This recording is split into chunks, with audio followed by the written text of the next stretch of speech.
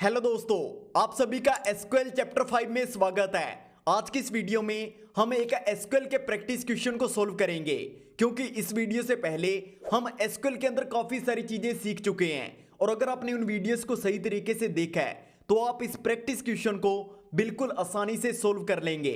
और अगर आपने ऐसा नहीं किया है, अगर आपने उन वीडियोस को नहीं देखा है तो एक बार उन वीडियोस को देख लेना, जिससे आपको इस प्रैक्टिस क्वेश्चन को सोल्व करने में बिल्कुल भी मुश्किल नहीं होगी। तो चलिए सीधा वीडियो को शुरू करते हैं। तो सबसे पहले क्वेश्चन को समझ लेते हैं। यहां पर हमें सबसे पहले XYZ कंपनी का डेटाबेस क्रिएट करना है। इसके बाद हमें एम्प्लॉइज नाम की एक टेबल क्रिएट करनी है, जिसके अंदर हमारे पास 3 कॉलम होंगे।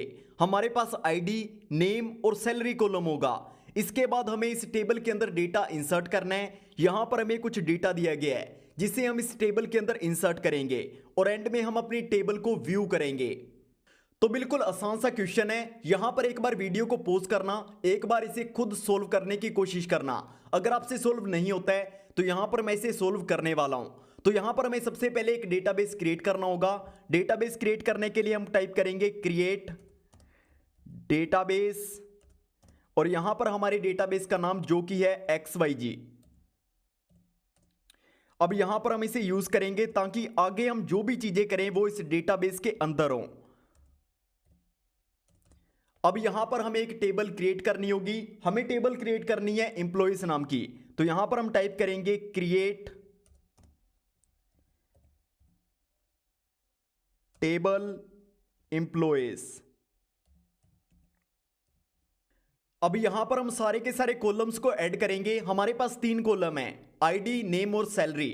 हम उसे यहां पर ऐड करेंगे। तो यहां पर ब्रैकेट्स का यूज करेंगे। सबसे पहले आईडी कॉलम को उठाएंगे।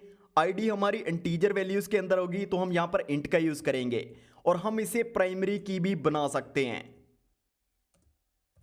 अब हमारा दूसरा कॉलम होगा नेम कॉलम, जिसके अंदर जो भी डेटा होगा वो कैरेक्टर्स के अंदर होगा। तो हम यहां पर varchar का यूज करेंगे।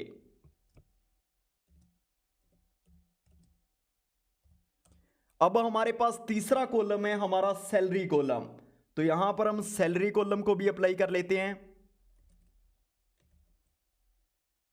सैलरी भी हमारी इंटीजर वैल्यूज के अंदर होगी तो हम यहां पर इंट का यूज कर सकते हैं और यहां पर हम नोट नल का भी यूज कर सकते हैं, यानी किसी की भी सैलरी खाली नहीं होगी। ब्रैकेट क्लोज करेंगे, सेमीकोलंस का यूज करेंगे। तो यहां पर हमारा एक टेबल भी क्रिएट हो चुका है एम्प्लॉइज नाम के नाम से। अब यहां पर इसके अंदर हम डेटा इंसर्ट करेंगे। तो डेटा इंसर्ट करने के लिए हम यहां पर टाइप करेंगे इंसर्ट इनटू एम्प्लॉइज।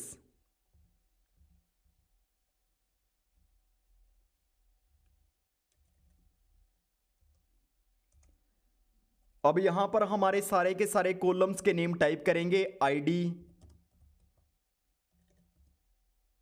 नेम और सैलरी।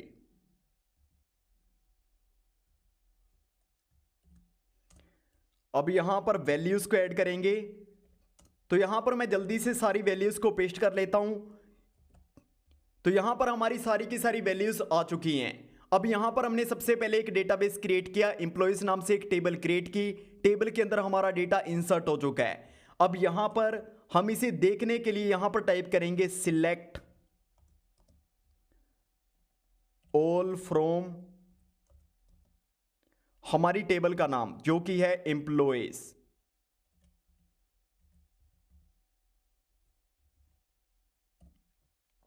तो यहां पर सारी चीजें हो चुकी हैं।